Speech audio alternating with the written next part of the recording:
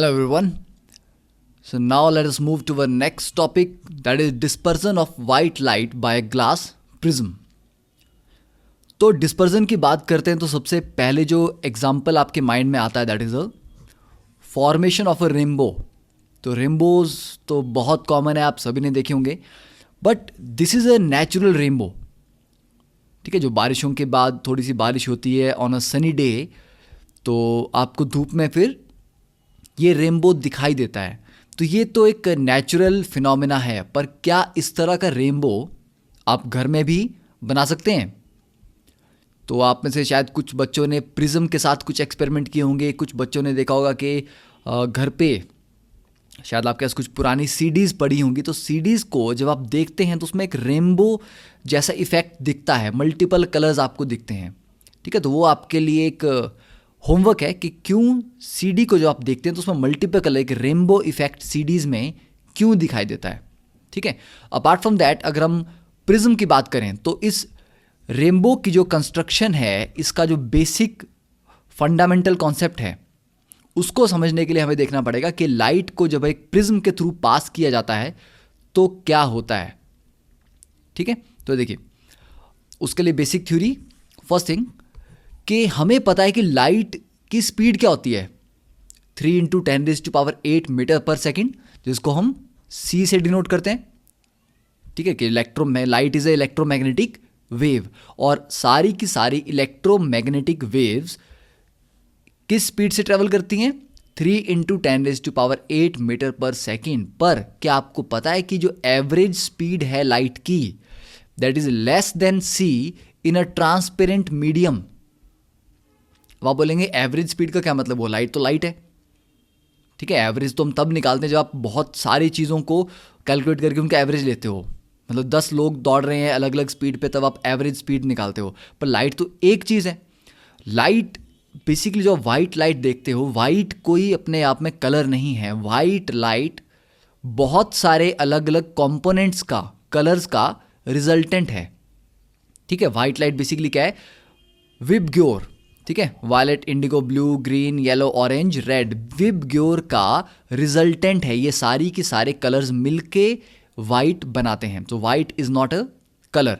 तो इन सभी कंपोनेंट्स की, ये जो सभी कलर्स हैं, इन कंपोनेंट्स की जो स्पीड होती है वो एग्जैक्टली सेम नहीं होती.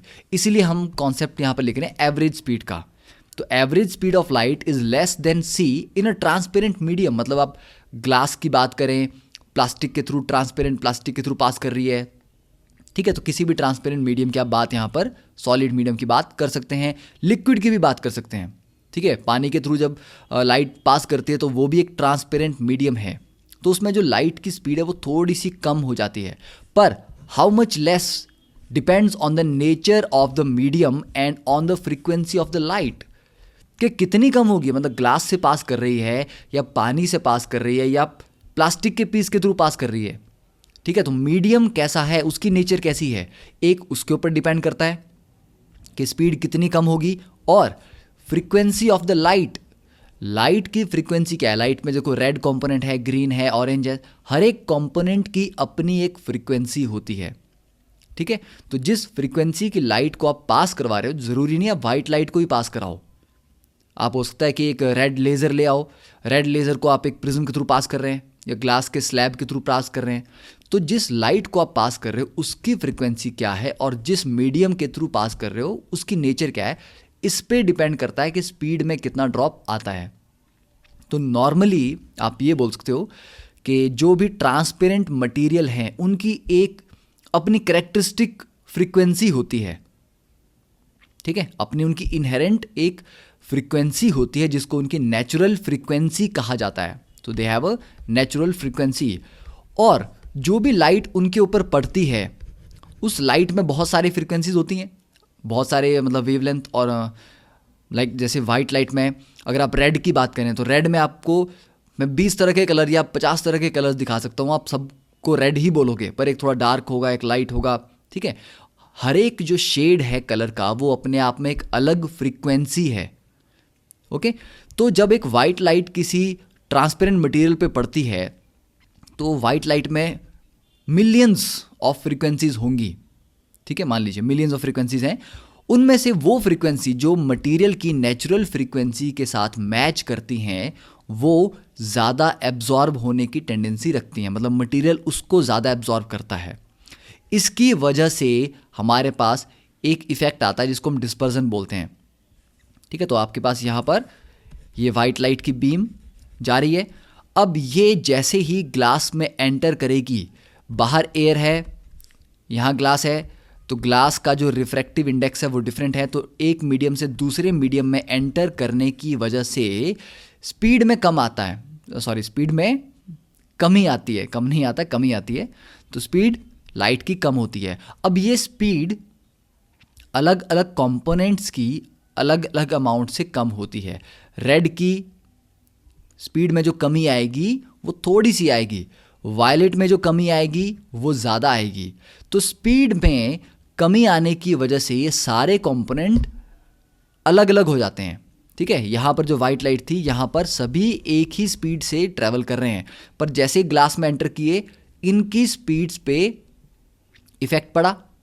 ठीक है, इफेक्ट कैसा पड़ा, क्यों पड़ा, वो नेचुरल फ्रीक्वेंसी को अगर आप पढ़ेंगे तब आपको समझ आएगा, बट अभी के हिसाब से 10th के हिसाब से आपके लिए वो इंपॉर्टेंट नहीं है। तो आपको इतना पता होना चाहिए कि हाँ फ़र्क पड़ता है, और फ़र्क कितना पड़ता है ये डिपेंड करता है किस फ्रीक्वेंसी की बात कर रहे हैं और किस मीडियम की। तो मीडियम तो फिक्स हो गया यहाँ पे ग्लास, किस फ्रीक्वेंसी की, वायलेट की फ्रीक्वेंसी डिफरेंट है और रेड की फ्रीक्वेंसी डिफरेंट है, तो सब पे अलग अलग फ़र्क पड़ेगा स्पीड पे। तो किसी की स्पीड में ज़्यादा डिक्रीज देखने को मिलेगा, किसी की स्पीड में कम डिक्रीज देखने को मिलेगा।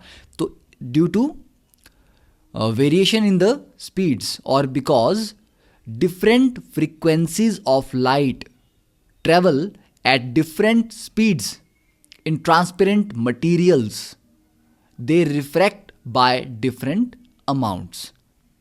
ठीक है, तो फिर से सुन लीजिए, क्योंकि different frequencies of light एक ट्रांसपेरेंट मटेरियल में अलग अलग स्पीड से ट्रैवल करती हैं, इसीलिए वो अलग अलग अमाउंट से रिफ्रैक्ट होती हैं या बेंड होती हैं।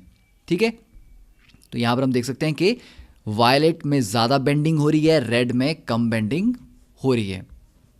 ओके, अब सेकंड थिंग, तो ये प्रिज्म क्या कर रहा है, ये प्रिज्म वाइट लाइट को इसके कंपोनेंट्स में ब्रेक कर रहा है। Prism splits the white light into a band of colours. इस बैंड ऑफ कलर्स को क्या बोलते हैं, देखिए विबग्योर, शॉर्ट फॉर्म है इसका विबग्योर, मतलब violet, indigo, blue, green, yellow, orange, red. ठीक है, तो कितने कंपोनेंट्स हैं, 7 कंपोनेंट्स में ब्रेक करता है। तो मतलब white light is composed of these 7 colours. तो इस प्रोसेस को, ठीक है, किसको, the splitting of white light और light into its component colours is called dispersion. ठीक है, तो डिस्पर्जन की डेफिनेशन ये आप याद कर सकते हैं, लिख भी सकते हैं। तो red light bends the least, violet light bends the most. ठीक है, अब ये जो बैंड ऑफ कलर्स आया विबग्योर, इसको कलेक्टिवली कहा जाता है स्पेक्ट्रम। ठीक है, this is the band of the coloured components of a light beam is called spectrum. तो इसी को हम स्पेक्ट्रम बोलते हैं। तो जो आपको रेनबो में दिखाई देता है वो यही बैंड ऑफ कलर्स दिखाई देता है। तो रेनबो में भी क्या हो रहा है, रेनबो में जो नॉर्मल लाइट है, सनलाइट आ रही है वाइट, वो स्प्लिट कर जाती है अपने कंपोनेंट्स में। अब वो स्प्लिट करती क्यों है, ठीक है, ये बहुत इंपॉर्टेंट है कि प्रिज्म में देखा हमने कि प्रिज्म में क्या हुआ, एयर से जब आप दूसरे मीडियम में एंटर किए तो मीडियम चेंज होने की वजह से स्पीड्स चेंज होगी सभी कंपोनेंट्स की, और स्पीड के चेंज होने की वजह से वो रिफ्रैक्ट हो गए, बेंड हो गए। ठीक है, अब इसी पे आइजैक न्यूटन ने कुछ एक्सपेरिमेंट्स किए। तो आइजैक न्यूटन ने क्या किया कि उन्होंने एक प्रिज्म लिया, सबसे पहला जो एक्सपेरिमेंट था प्रिज्म के साथ वो आइजैक न्यूटन ने किया। तो प्रिज्म में वाइट लाइट आ रही है और ये अपने कंपोनेंट्स में ब्रेक हो रही है। ठीक है, तो इसको आप अगर सामने एक दीवार पे देखेंगे तो आपको सारे कलर्स का एक बैंड मिलेगा, स्पेक्ट्रम आपको सामने दीवार पे मिल जाएगा। ठीक है, वाइट कलर की अगर आप वॉल पे इसको ऑब्जर्व करते हैं। तो उन्होंने क्या किया, आइजैक न्यूटन ने, उसने सोचा कि ठीक है ये जो वाइट लाइट थी ये 7 कंपोनेंट में ब्रेक हो रही है, तो शायद मैं इसके आगे एक और प्रिज्म रखूंगा तो ये जो 7 कंपोनेंट आए ये शायद फर्दर और ब्रेक हो जाए। मतलब हो सकता था कि ये जो 7 कंपोनेंट है ये भी और चीज़ों से मिलके बने हैं और ये आगे फर्दर फिर से अपने और कंपोनेंट्स में ब्रेक हों, तो ऐसा नहीं हुआ।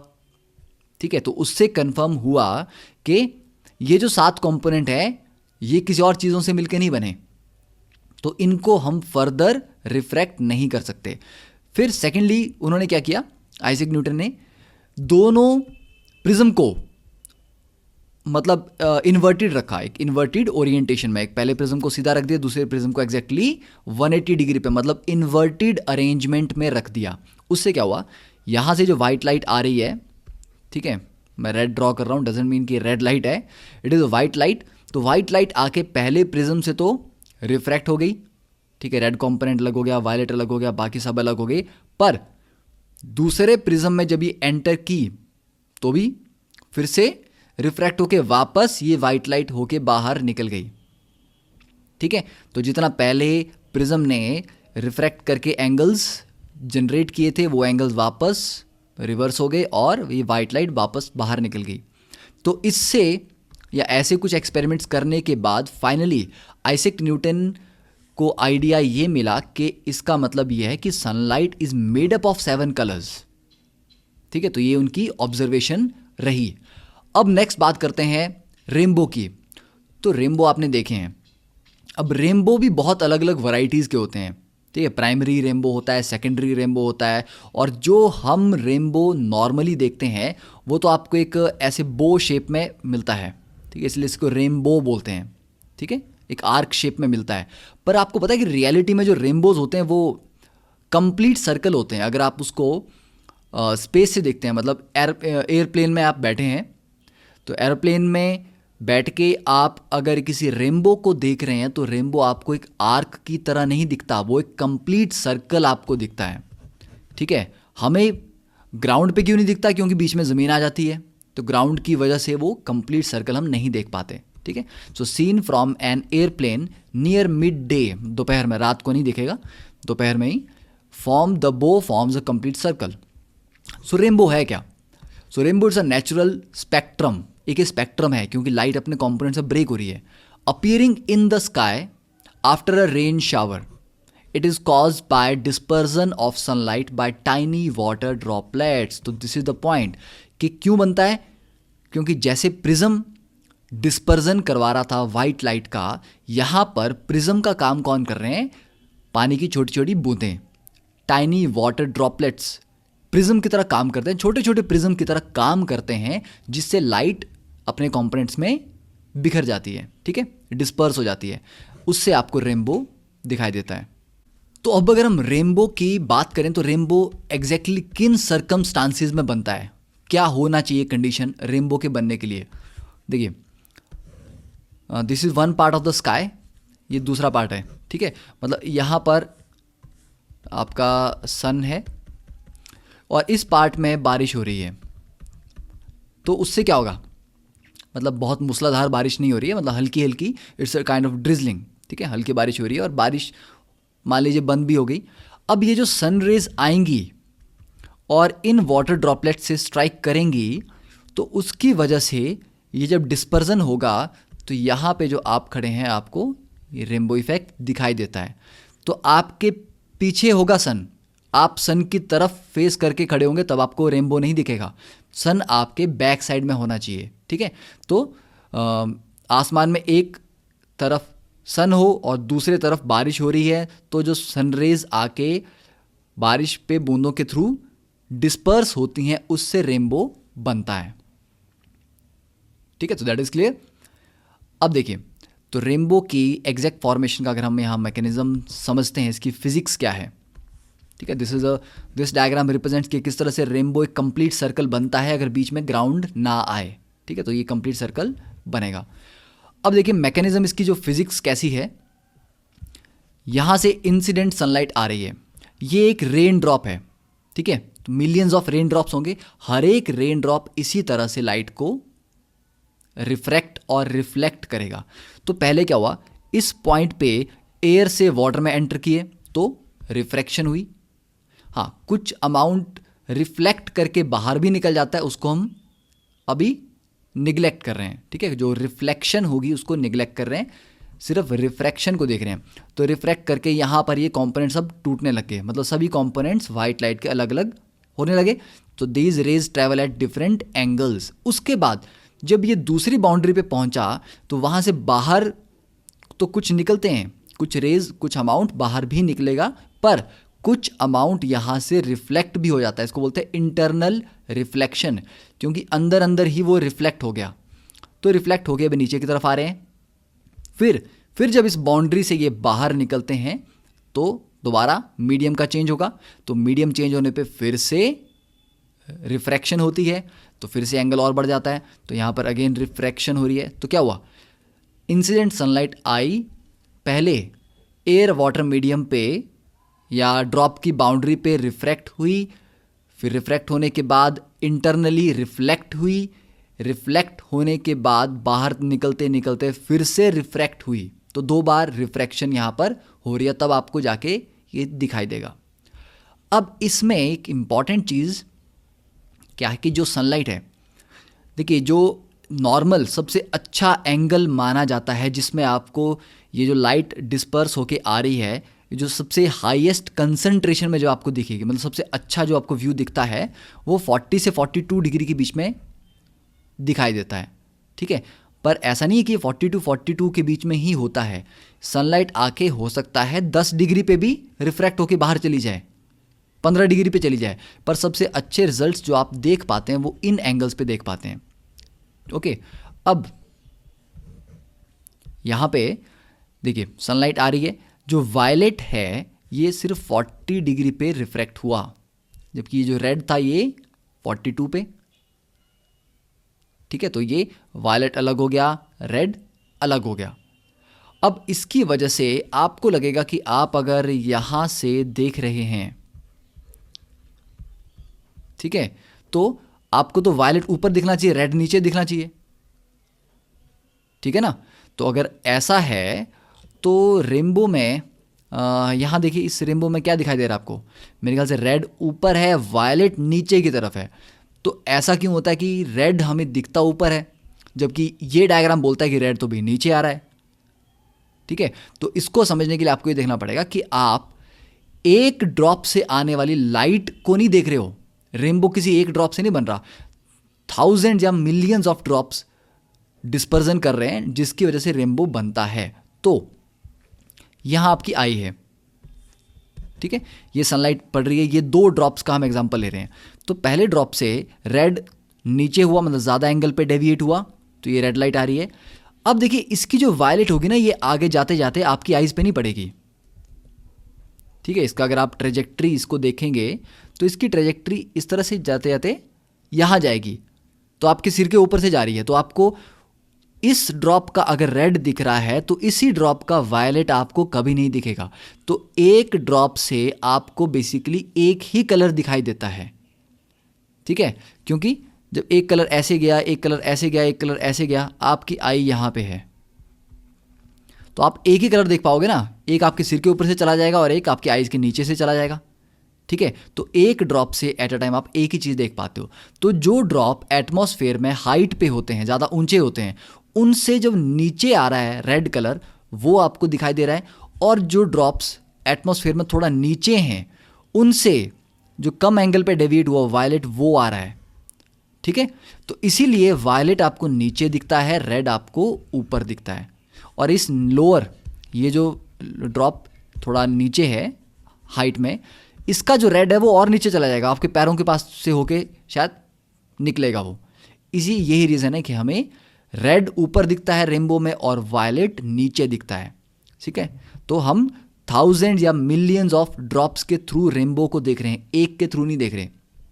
और secondly this is something called secondary rainbow. Secondary rainbow कभी कभी आप देखते हैं कि एक रेनबो के ऊपर एक हल्का सा एक और रेनबो बन रहा है।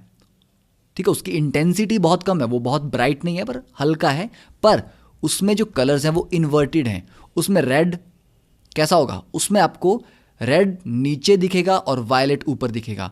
तो that secondary rainbow is formed due to double reflection. ठीक है, डबल रिफ्लेक्शन क्या है, यहां से सनलाइट आई, देखिए यहां पर पहली बार रिफ्लेक्ट हुई, फिर यहाँ दूसरी बार रिफ्लेक्ट हुई, तब जाके निकल रही है बाहर। तो क्योंकि 2 बार रिफ्लेक्शन हो रही है तो कुछ पार्ट यहाँ से बाहर निकल जाएगा, कुछ पार्ट यहाँ से बाहर निकल जाएगा, इसलिए जो वापस रिफ्लेक्ट होके आया इसकी इंटेंसिटी कम होती है, इसलिए ये जो सेकेंडरी रेनबो बनता है बहुत ब्राइट नहीं बनता।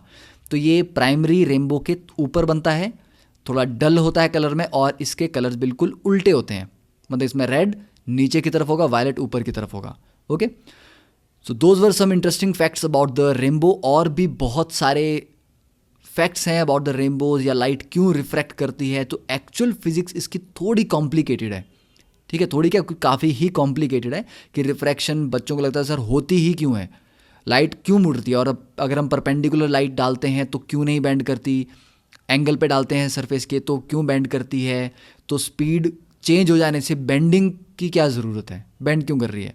तो उसके लिए आपको बहुत सारे ऐसे कॉन्सेप्ट समझने पड़ेंगे जो अभी आपको दूर दूर तक भी नहीं पता, ठीक है। आपको फेज वेलोसिटीज़ के बारे में पता होना चाहिए, आपको वेव्स की इंटरफेरेंस, वेव फ्रंट के बारे में पता होना चाहिए। तो ऐसी चीज़ें जो आपको अभी समझ नहीं आएंगी, इसीलिए इन कॉन्सेप्ट्स को अगर हम थोड़ा याद भी कर लें so that would be easy for us, ठीक है। अदरवाइज एक्सप्लेनेशन तो हमेशा है, पर क्या हम उस एक्सप्लेनेशन को समझने के लिए तैयार हैं कि नहीं, दैट इज़ द क्वेश्चन।